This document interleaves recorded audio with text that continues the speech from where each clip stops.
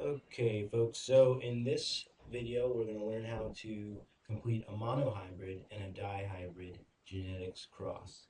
So here, we're going to start with the monohybrid first. So this question is a monohybrid. And the reason it's a monohybrid is because we're only looking at one gene or one trait when we cross this organism. The first thing I like to do when I approach these problems is make myself a key. So I look for information that tells me about the alleles and what they code for. So if I look at this question, I see that I'm working with pea plants, and inflated seed pods are dominant to shriveled seed pods. So now I can make my key. So I'm going to go to the side, and I'm going to choose the letter of the dominant trait, I, and I'm going to say that will give me inflated pods. Then I'm going to take my other allele, my other copy or form of this gene for the shape of the pod, and give myself a key for that. And that codes for shriveled. Okay, so there are my two alleles, there's my key. So I can refer back to this as I work through the problem. Now, my first step that I need to do is figure out the genotypes of the parents. So the parents, it tells me here, using a Punnett square, cross a hybrid pea plant with inflated seed pods with a pure shriveled seed pod plant. So I know that hybrid is telling me this is a heterozygous parent. So if it has inflated and it's a hybrid, that means it's going to have a big I and a small I. So I put that parent down. There's my first parent. Now I'm going to cross it with a pure shriveled seed pod. So if it's pure, that's another way of saying homozygous. So now I'm going to make my second parent. Alright, so I have my parent. Step 2, I gotta figure out what sex cells they're going to make during meiosis. In other words, what alleles are going to be carried in the sex cells of these two plants. So I can figure that out and show you Mendel's law of segregation at the same time. So these are going to segregate when meiosis occurs. We'll say this plant is our male, and this plant is our female. She has eggs, the male has pollen or sperm. So now when these segregate, I'm going to end up with one allele in each sex cell. Notice the big I goes into one sex cell, the little I goes into another. So now they're segregated. So now I'm just showing you what alleles the sex cells are carrying. Next step.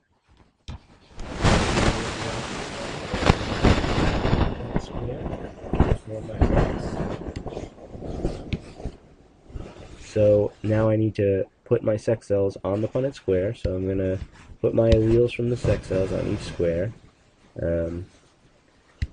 just like this.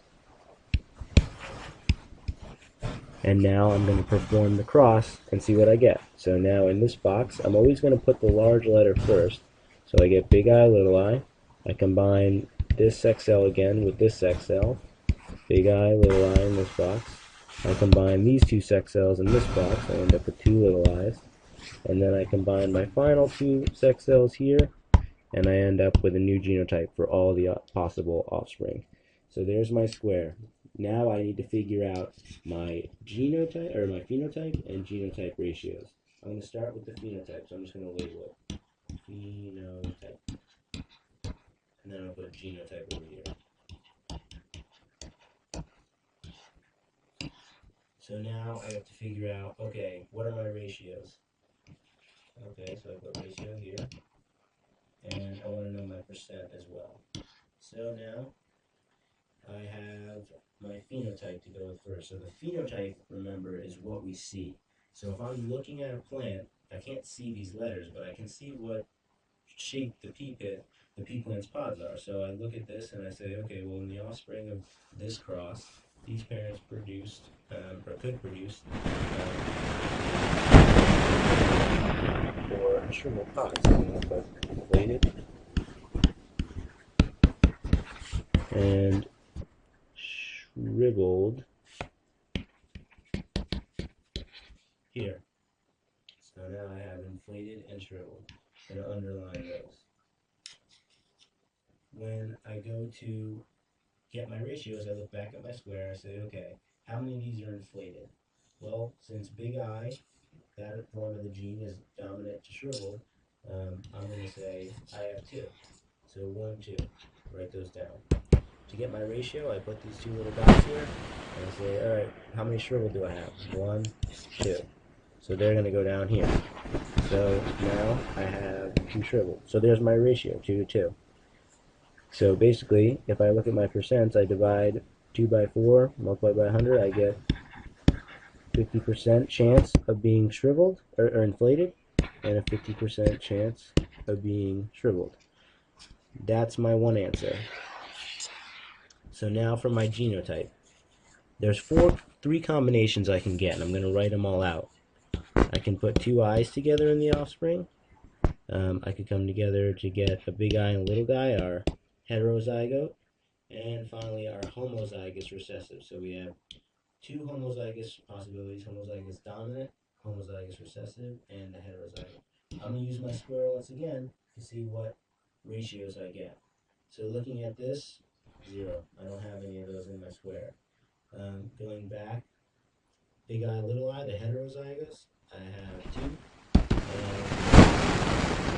And little I have 2.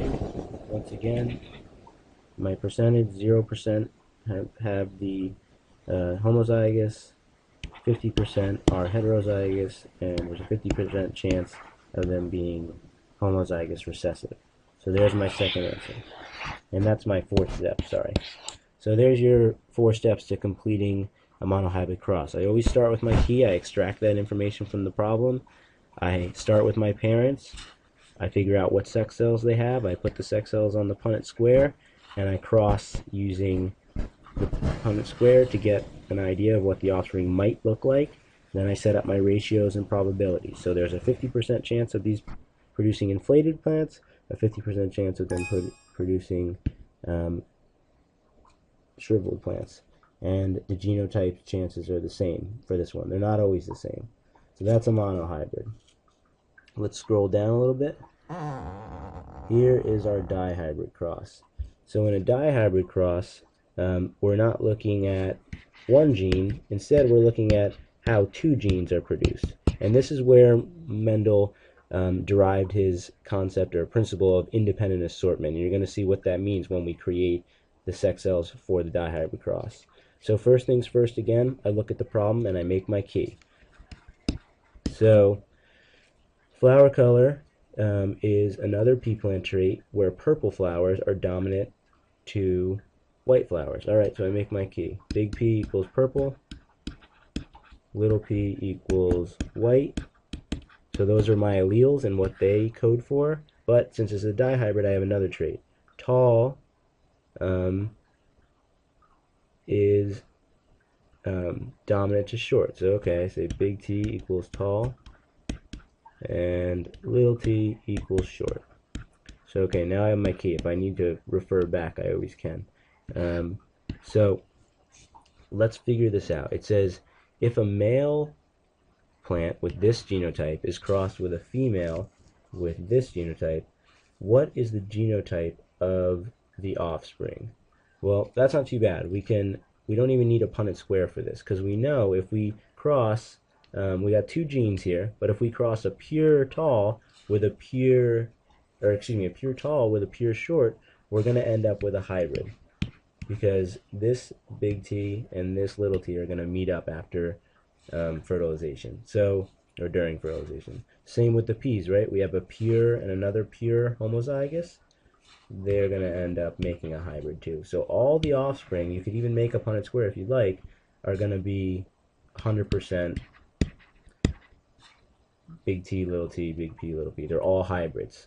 And there's 2 genes here. Remember that. This is one gene, this is another. We're looking at the height gene and the color gene for the flower. There's 2 different types of those genes. Those are the alleles, tall or short, purple or white.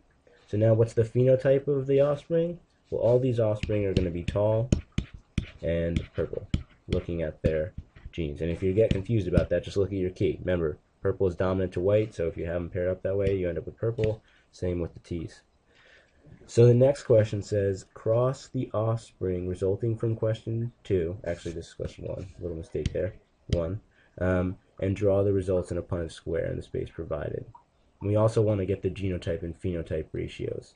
So I'm going to start with the same process I used in the monohybrid. Number 1, I need to figure out the parents. It tells me here, all the offspring resulting from question 1. So all the offspring, what do they look like? Right here.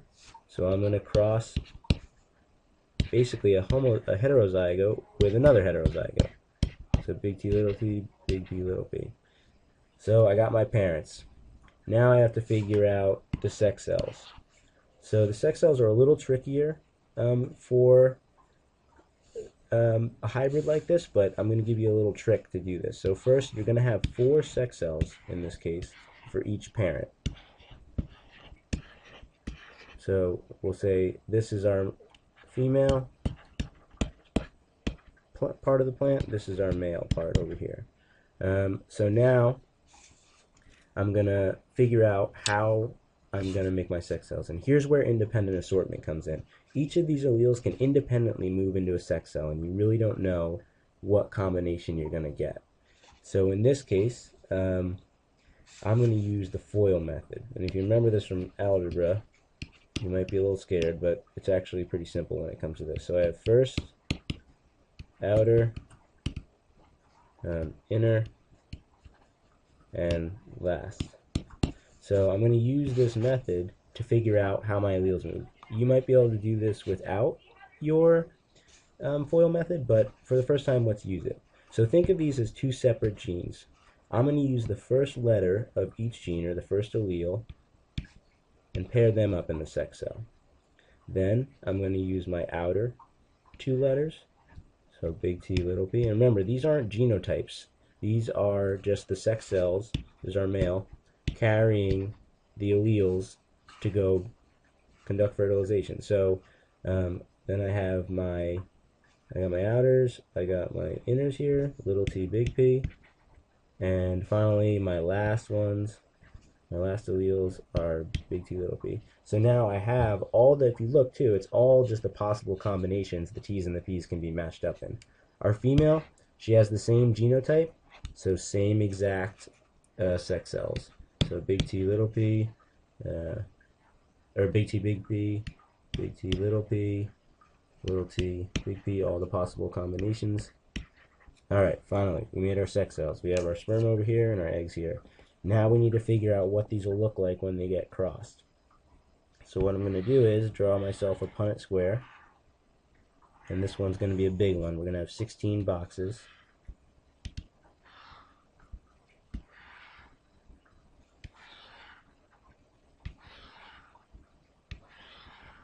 There's my Punnett square.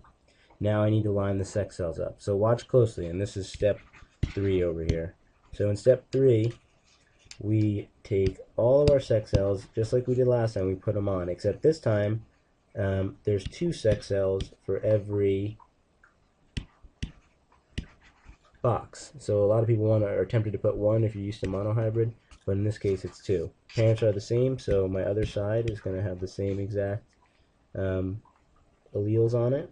So sex cells are the same here, and our little guys here. Alright, now we got to cross it. So a little bit tedious, gives you an appreciation for what Mendel did. We have to get our cross so that we can start to do our ratios. So now what I'm going to do is start crossing. So these 2 sex cells meet in this box. I get my 2 big T's together and my 2 big P's. I'm going to go down the list. Big T, these 2 T's, big T with a little p, they meet. And onward I go, just following the Punnett square. This T and this T, that's a big T and a little t, this P and this P, little p. And I'm going to cross these. Takes me a minute.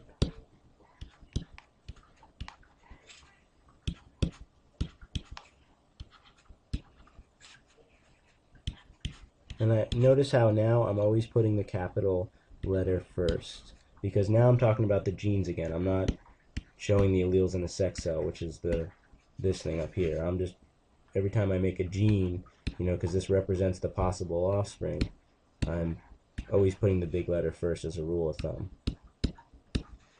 And remember, the letters are the same because you have 2 copies of every gene when you're sexually reproducing organism, and that's because you have male and female sex parts, or a male and female like a mom and a dad.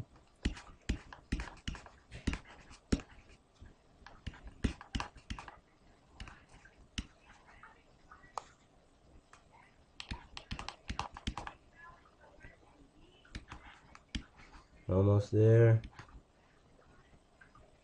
And finally our homozygous recessive. Alright, that's our whole cross. So now let's get our ratios, the final step. So we need our genotype and phenotype ratios. First we're going to do the phenotype. So the phenotype, remember, is what we see if we look at these plants. So the colors and the heights. So there's 4 different combinations. I'm going to lay them out right now. I have tall, purple flowered plants. That's my 2 dominants, right? Then I have tall, white colored plants. And then I have short purple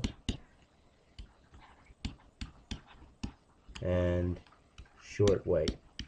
Let me put this down here. Short with white. So those are each of my possible phenotypes. Now we need to count the boxes. So you need to use a little trick here. What I'm going to do is just change the color of the pen. So first I'm going to look for all my tall purples by putting a little dot in their box. So there's a tall purple. Anytime I see a big T and a big P, there's a tall purple. There's one. There's one. There's one. There's one. There's one. And there's one. And I don't see any others. That one's got little P's, little P's, little T's. None of them have tall. So now I'm going to count 1, 2, 3, 4, 5, 6, 7, 8, 9. Alright, so 9 is my first part. Next, I'm going to go looking for my tall white. So I'm looking for big T's but little P's. So there's one right there. Big T's, little P's, there's one. And there's one. And I'm not seeing any others, so 3. Next one, I'm going to change my color again to black. I have short purple, so little P's, big T's. Little T's, big P's. So there's one, and there's one. So 3, and my final homozygous recessive, short white, little T's, little P's, is 1. So there's your ratio. You want to get your percent, you divide by 16. So now, basically what I'm saying, there's a 9 out of 16 chance that this is going to happen, which comes out to about 53% that you'll get a tall purple plant, a non-org with these. So those are all your phenotype ratios. And let me see if I can get our genotype. Let's see. So I'm going to do our genotype now by erasing this. So now for our genotype, we're going to have to do, it's a little bit different of a method. So for my genotypes, I'm going to go through and I'm just going to cross out every possibility. So big T, big T, big B, big B. Alright, look at those. There's only one, so I'll say that's 1. Big T with a heterozygous on the P's. 1, 2. There's 2 of those. Go to my next possibility. I'm going to go and just slowly eliminate all the possible genotypes. And as I write, I'll write the number. And what you're creating is one giant ratio, really. So now, let's see. I have, I made a mistake here. That should be a big P. So go through, no, that's out, that's out. So 2 of those. My heterozygous, I have that, 4 of those. Big T, little t, big T, little p. Cross that out, cross that out. So I have 1, 2 of those.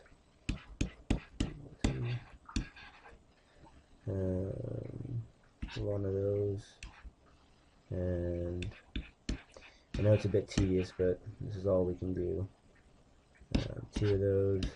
And finally the recessive. Not the neatest work in the world, but it'll have to do. In the end, how many different genotypes do I have? 1, 2, 3, 4, 5, 6, 7, 8, 9 different genotype possibilities.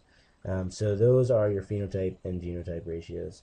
So hopefully this will be a good tool for you to use to review. Fast forward, rewind, whatever you have to do to get the parts you're struggling with.